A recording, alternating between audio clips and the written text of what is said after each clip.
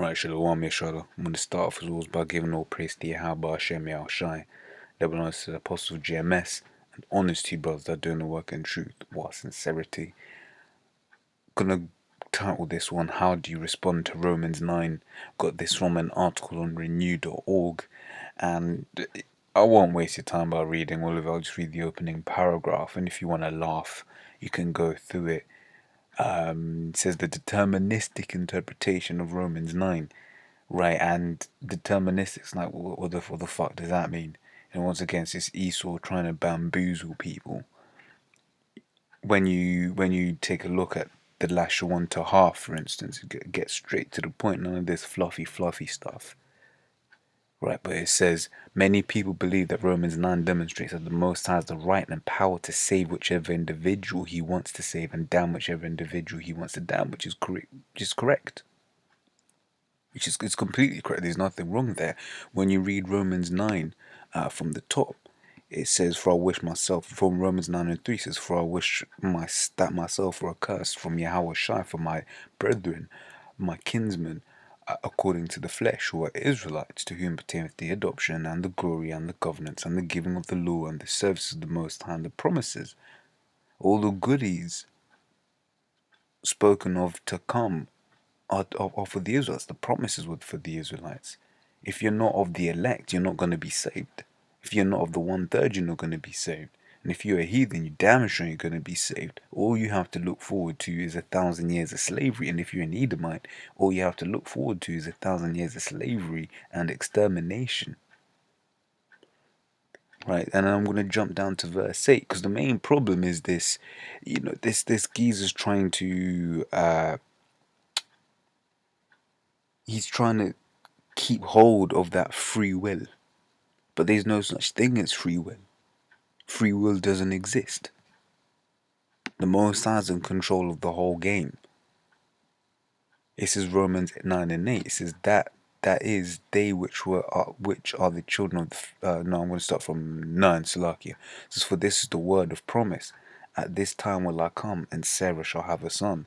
And not only this, but when Rebekah also had conceived by one, even by our father Isaac, for the children being not yet born, neither having done any good or evil, that the purpose of the Most High according to the election might stand, not of works, but of him that calleth. It was said unto her, the elder shall serve the younger.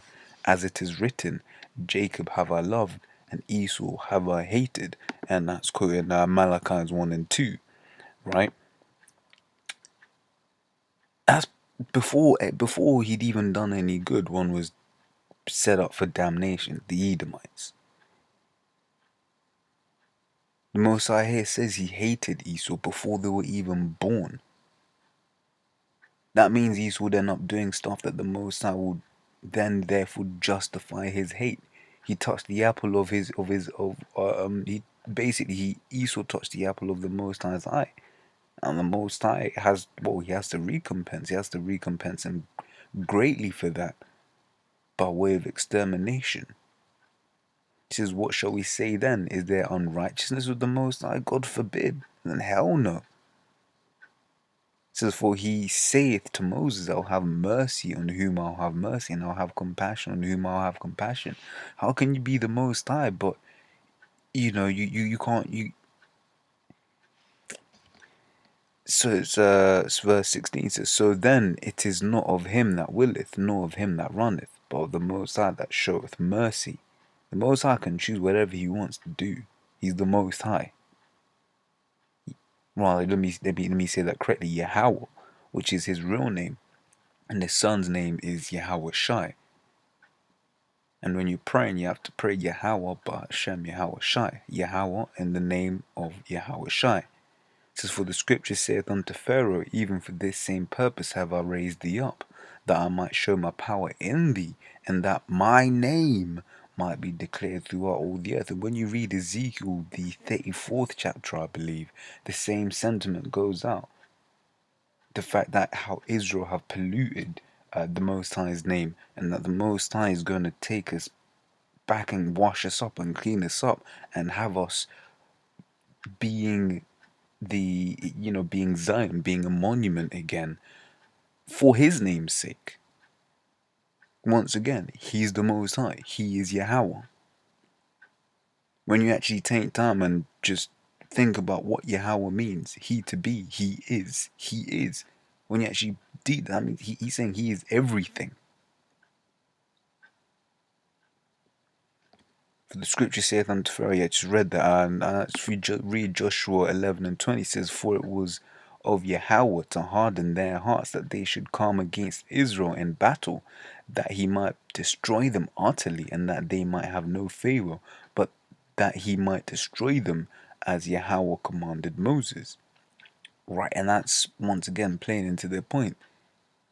For it was Yahweh to harden their hearts. It was the Most High who says, "Yo, I'm gonna put this thought in your head that to make you think that you can go and fight against my children, so that when you are there, I can destroy you."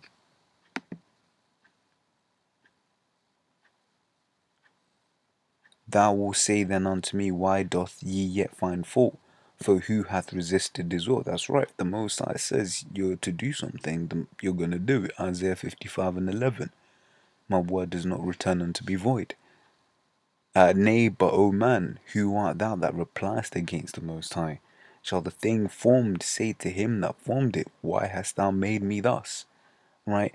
And Esau's trying to reply against Most High. Esau's trying to be the Most High. He's trying to say, yo, in 100 years I'm going to be doing this. He's trying to set up all of these missile, or what would you call it, the Sky Wars, Star Wars program and stuff, so he can try to fight against Most High and try to upset prophecies. It says, hath not the potter power over the clay of the same lump to make one vessel unto honor and another to dishonor? Right? The Most High has the power. He's the potter. And when he's got the clay, he can mold it into whatever he wants to mold it. It says, what if the Most High, willing to show his wrath and to make his power known, endured with much long suffering the vessels of wrath fitted to destruction? Right? And this vessel unto honor, that's talking about Israel. And this unto dishonor, that's talking about these what do you call it? These Edomites, man. As you read the scriptures there, Jacob have I loved and Esau have I hated. What if the Most High, willing to show his wrath and to make it hurt? So like I just read that. But yeah, the whole chapter is good. Right? It's gonna read one of my favorite scriptures when it comes to cutting this whole free will doctrine. It says Job 33 and 15. It says, in a dream, in a vision of the night, when deep sleep falleth upon men, and slumberings upon the bed, then he opened the ears of men, and sealeth their instructions, that he may withdraw man from his purpose, and hide pride from man. Right? Which is why in James, I believe it says, well, basically, whenever you do anything, you should say, Lord will. Because ultimately you have to understand it's the Most High that's doing everything. And this bit here, hide pride from man. That's one thing that you always have to remember and learn as well. In that whatever you've achieved, whatever you do, is actually the Most High that did it through you. You was just a vessel. If you break down something, really and truly, you have to give thanks to the Most High. You ain't supposed to be getting proud and saying, yo, I broke this down, I broke that down. Right? And there's a whole, load of precepts here on free will. You got Romans 9:17, Proverbs 20:24. You can go through them, as you will. But so with that, I'm just gonna say shalom.